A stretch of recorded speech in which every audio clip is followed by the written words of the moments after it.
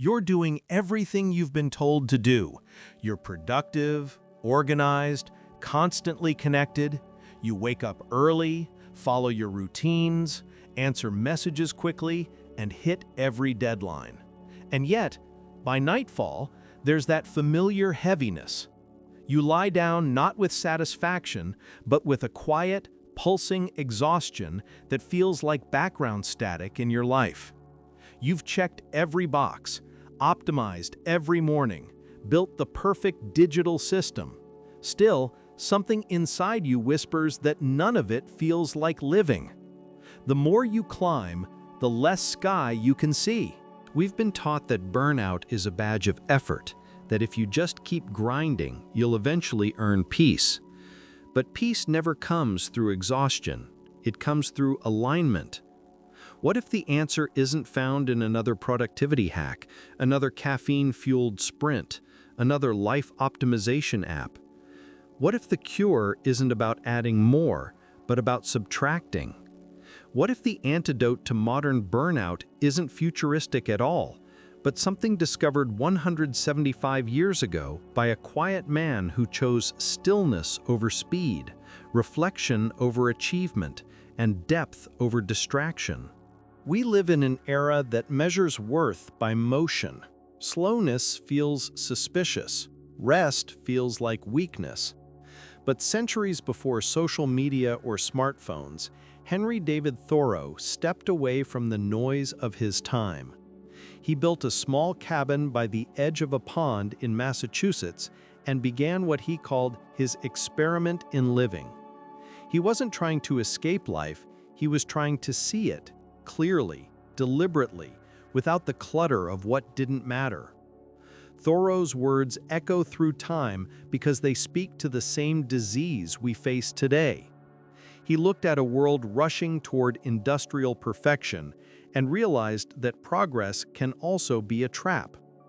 Most people, he observed, lead lives of quiet desperation. He meant that many of us work endlessly for goals we never chose, buying things we don't need to impress people who aren't watching. That quiet desperation hasn't gone away, it's just gone digital. We now live in what philosopher Byung-Chul Han calls the burnout society. We're not driven by external bosses as much as we are by internal pressure. We've become our own relentless supervisors, measuring, comparing, and optimizing ourselves until we're too tired to feel joy. Our exhaustion isn't physical, it's existential. We've mistaken constant activity for meaning. And in doing so, we've lost touch with something essential, the ability to be still, to be present, to feel content not because we've achieved more, but because we've chosen less. Thoreau's lesson is not about escaping modern life. It's about relearning how to live inside it. His cure for burnout is both ancient and deeply relevant. It asks a simple question: what happens when you stop chasing everything that doesn't matter and begin to listen to the life beneath all the noise?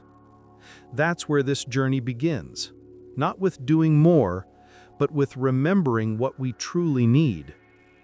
We often treat burnout as a temporary inconvenience, a signal to take a weekend off or plan a short vacation.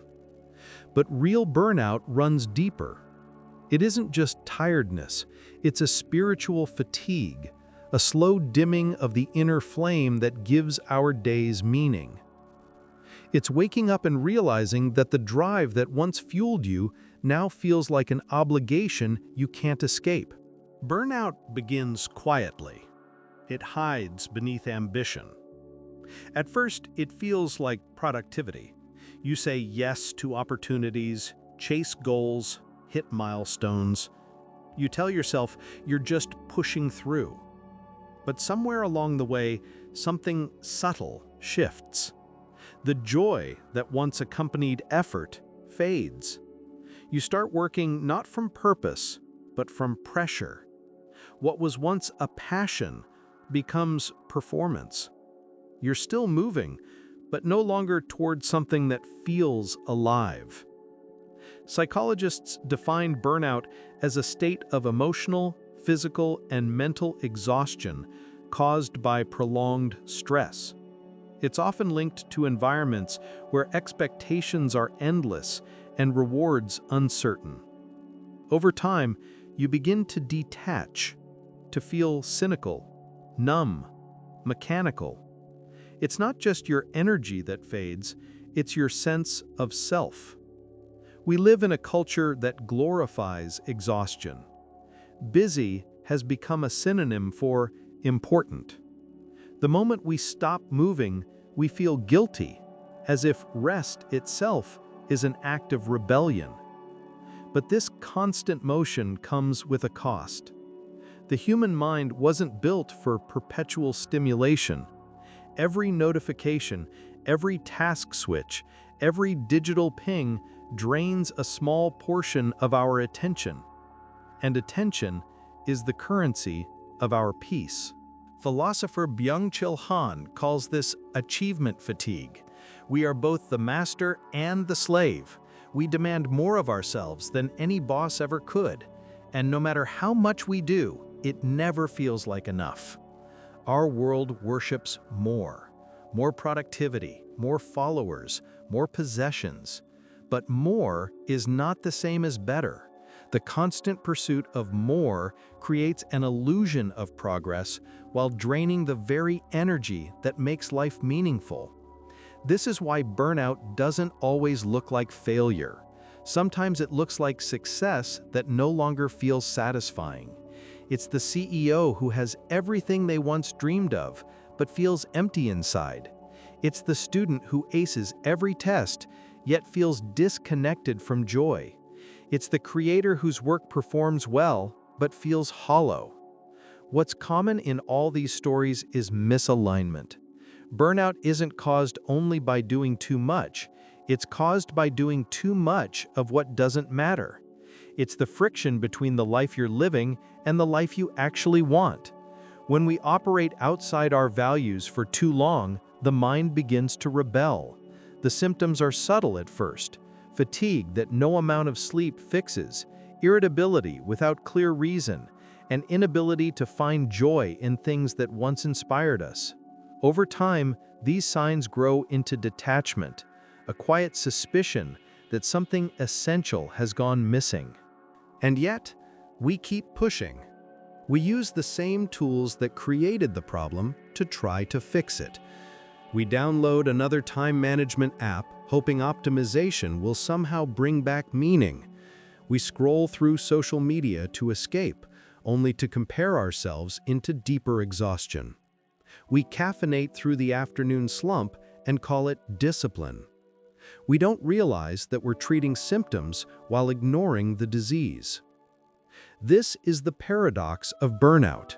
We are the most connected generation in history, yet many of us feel profoundly disconnected from others, from purpose, from ourselves.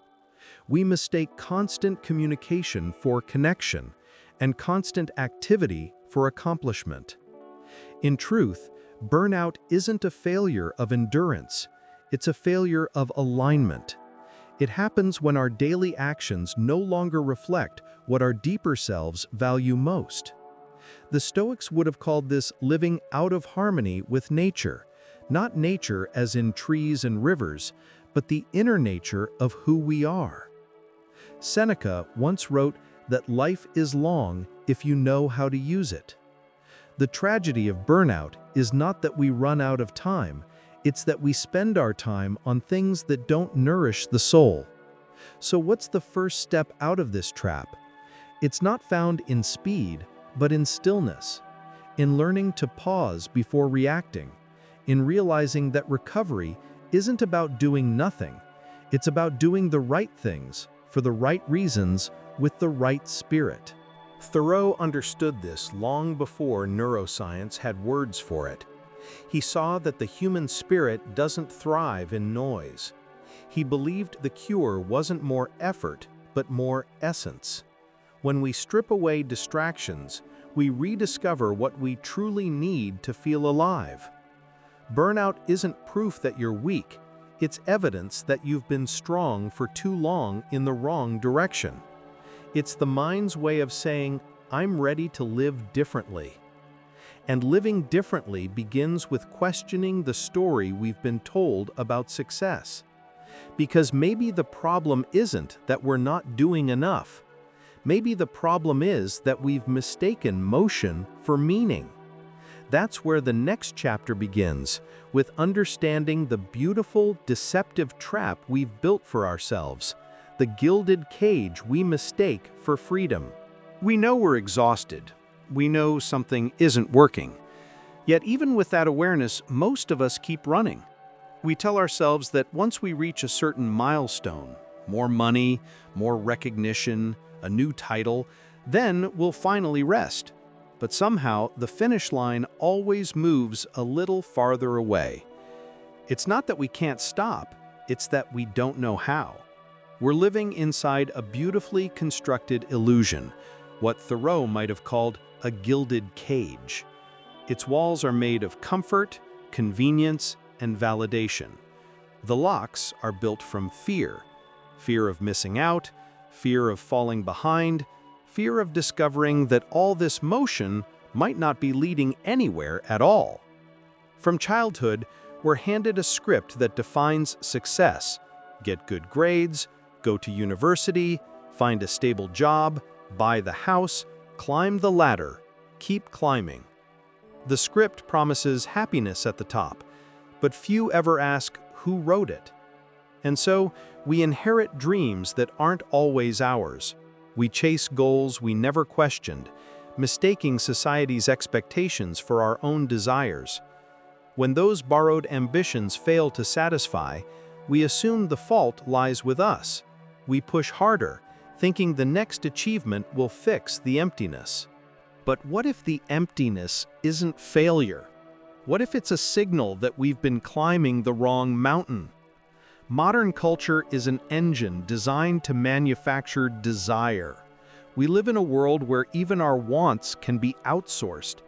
A century ago, breakfast was a simple meal.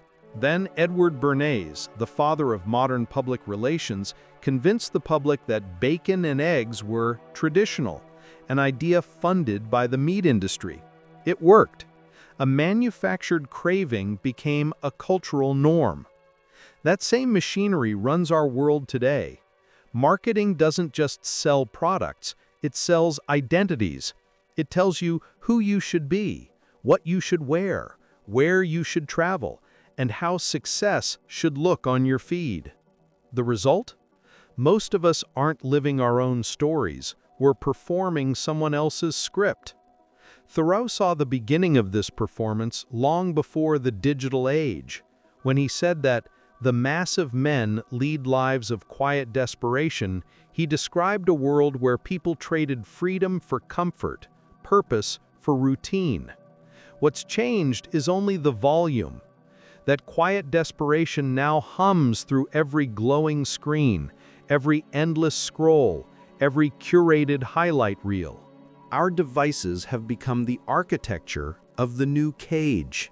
The endless feed promises connection, but delivers comparison. Every notification offers a small hit of validation, training our minds to crave attention rather than meaning. We've become addicted not to joy, but to distraction, the soft glow of constant input that keeps us from confronting silence. We're not chained by force, we're bound by comfort. The modern cage is warm, well-designed, and filled with conveniences that make escape seem unnecessary. But deep down, we feel the trade-off. Every time we surrender another fragment of our attention, we give up a piece of ourselves. True freedom, Thoreau suggested, isn't the ability to have everything you want, it's the ability to want less. It's the freedom to say no to what doesn't align with your soul. But in a culture that rewards busyness, saying no feels almost radical. We've been conditioned to equate stillness with laziness and solitude with loneliness. Yet, in that very stillness lies the key to reclaiming our attention and our time, the two most precious currencies of a meaningful life. The more we fill our days with noise, the less space we leave for reflection, and reflection is where meaning takes root. This is why we struggle to step away from the screen, why silence feels uncomfortable. Stillness forces us to meet ourselves without filters or distraction. It asks questions we've avoided. Who am I when I'm not producing? What do I value when nobody's watching? These questions can be unsettling, but they're the doorway to genuine freedom. Because freedom isn't about escaping responsibility or society. It's about escaping illusion. It's about learning to distinguish between what you truly value and what the world has told you to value. Thoreau wasn't romanticizing hardship when he retreated to Walden Pond. He wasn't rejecting society out of disdain. He was conducting an experiment to find out what remained when he stripped away everything non-essential. His life became a laboratory for simplicity. He believed the world's noise wasn't just distracting, it was numbing. The more people chased material comfort, the more they lost the ability to hear their inner voice. He wanted to see if meaning could be rediscovered in solitude, in quiet labor, in the rhythm of nature itself. And so, on the 4th of July, 1845, while the nation celebrated independence, Thoreau built a small cabin by the edge of a pond. It was an act of rebellion, not against society, but against unconscious living. He didn't go into the woods to run away from life. He went there to meet it head-on. He wrote that he went to live deliberately, to confront only the essential facts of life and learn what they had to teach. To live deliberately means to wake up, to no longer drift through routines set by others, to reclaim authorship over your own story. Thoreau's cabin at Walden Pond wasn't grand. It was barely 10 feet wide, built with rough timber and second-hand nails. The furniture was simple: a bed, a table, a few chairs, a desk by the window. Yet in that small space, he discovered something vast. He realized that the fewer distractions you have, the easier it becomes to see what truly matters. His decision to move there wasn't about running away from society. It was about seeing it clearly from the outside. The Industrial Revolution was reshaping America. Machines were speeding up production, cities swelling, and telegraph lines beginning to hum. Humanity could now communicate faster than ever before. But Thoreau wondered if we were saying anything worth hearing. He wanted to slow down, to test whether a simpler, more deliberate life might hold more richness than constant striving for progress. Thoreau's first great insight was radical simplicity. Simplicity, he wrote, let your affairs be as few as possible.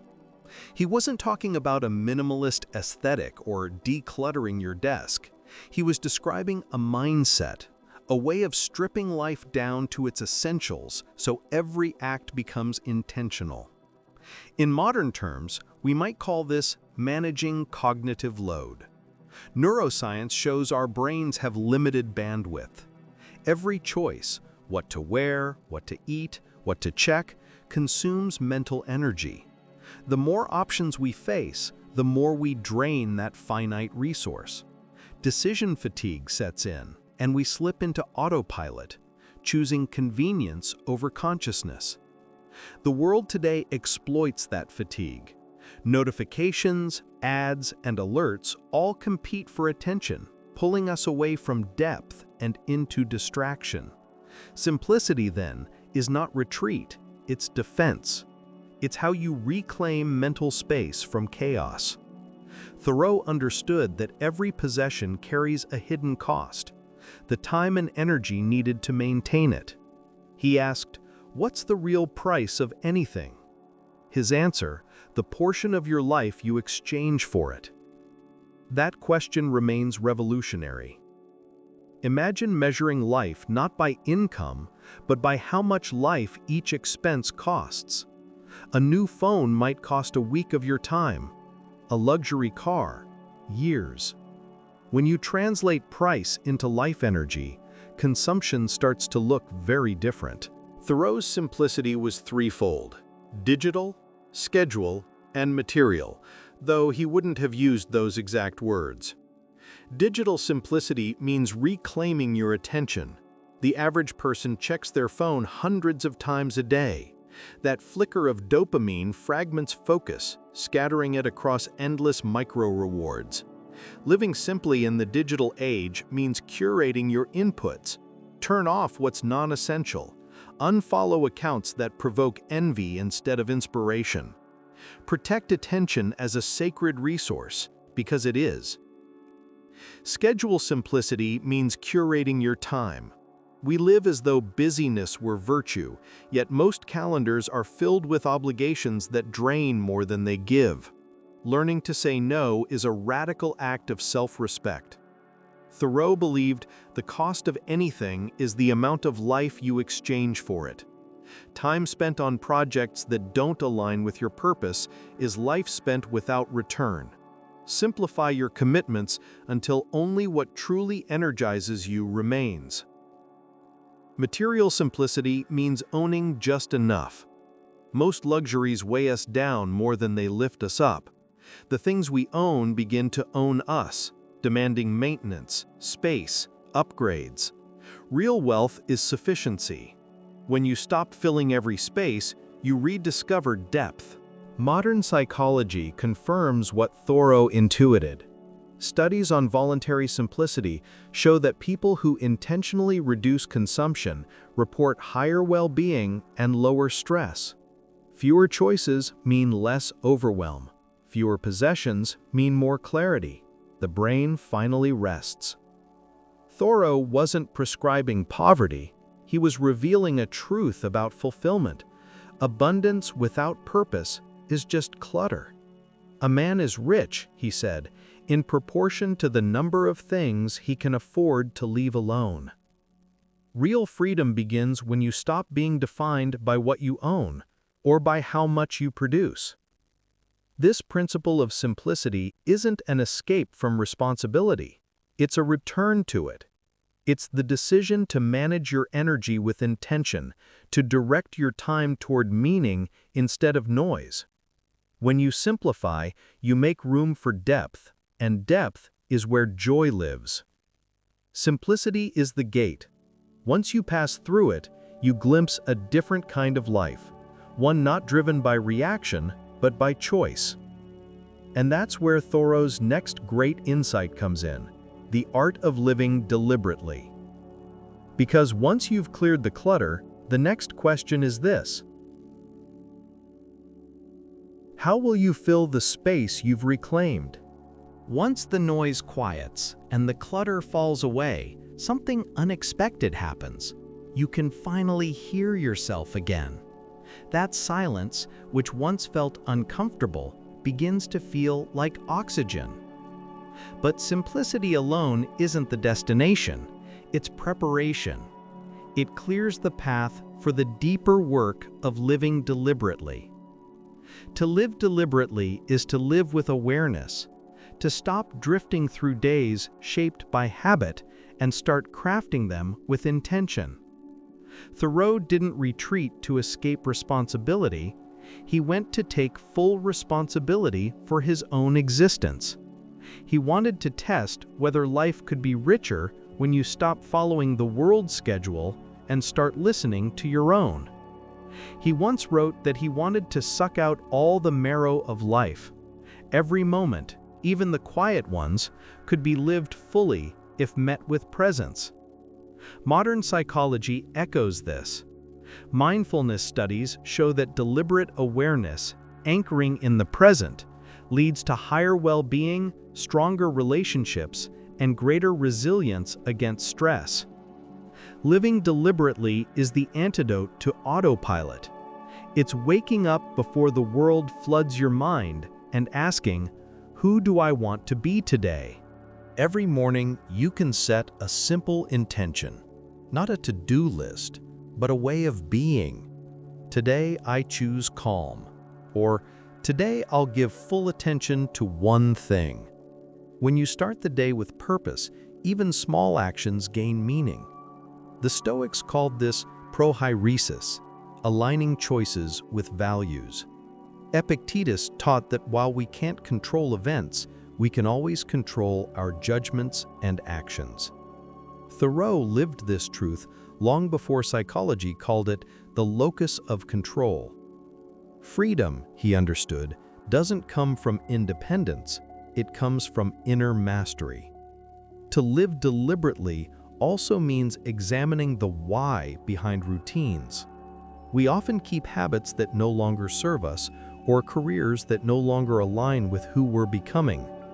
Thoreau urged people to step to the music which they hear, however measured or far away. That's not rebellion, it's authenticity. It's the courage to listen to your own rhythm in a world shouting for conformity. Ask yourself, why do I do what I do? Why do I want what I want? When the answers feel unclear, that's not failure. It's a signal to pause.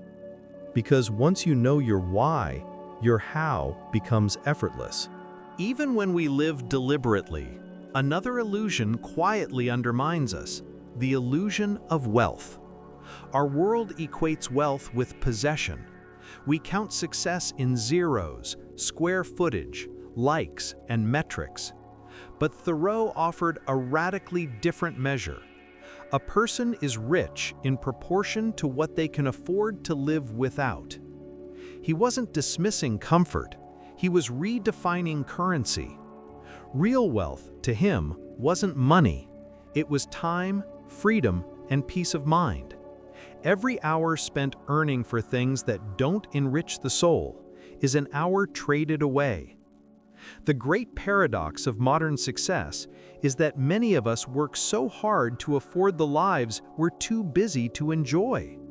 We trade time for luxury, attention for stimulation, and health for ambition. Psychologists call this hedonic adaptation, the tendency to quickly return to a baseline of satisfaction after each new gain. That new car, phone, or promotion gives a momentary high that fades as soon as novelty does.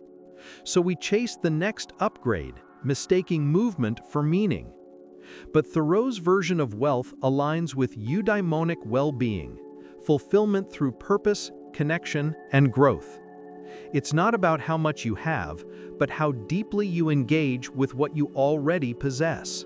To cultivate this kind of wealth, start by translating every expense into life energy. If you make $20 an hour, that $1,000 gadget costs 50 hours of life. Is it worth it? When you think in life hours instead of dollars, priorities shift fast. Invest time in experiences rather than possessions. Memories compound in value. Material things depreciate. The joy of shared meals, travel, or learning, these deepen with age. Finally, create what Thoreau would call a budget of freedom. Guard your time as the rarest currency. Block out moments for stillness, reflection, and walking without destination. Time unscheduled for achievement becomes space for growth. It's not about rejecting ambition. It's about redefining its purpose. Ambition rooted in ego burns you out. Ambition rooted in meaning fuels you. You can still build and contribute, but do it from fullness, not emptiness. Living deliberately and redefining wealth are inseparable. Without one, the other risks imbalance. When both align, life feels lighter, freer, and more present. And as we near the heart of Thoreau's wisdom, one final truth completes the cure for burnout: the power of solitude. In the end, Thoreau's greatest discovery at Walden wasn't about work or simplicity. It was about solitude. In a world obsessed with connection, he found power in being alone. He wrote that he had never found the companion so companionable as solitude.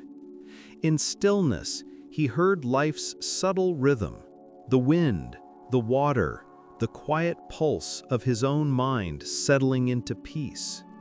Today, solitude is rare. We fill every pause with screens and stimulation, but solitude is where the mind repairs itself, where attention realigns and the inner voice can finally speak. Marcus Aurelius called it the inner citadel. Solitude isn't escape, it's equilibrium. It reconnects inner and outer life, restoring harmony where burnout divides. You don't need a cabin in the woods to find peace. You can build one in your mind. Every moment of stillness, every intentional choice, every breath taken with awareness, that's your Walden. If this message resonates, subscribe and become part of the Limitless Mindset community. We're building daily discipline together. Share this with someone who might need it today, because their burnout could be the start of awakening. Success is not speed. Freedom is not more. Peace lives in stillness, in simplicity, in that quiet moment when you stop striving and begin to live.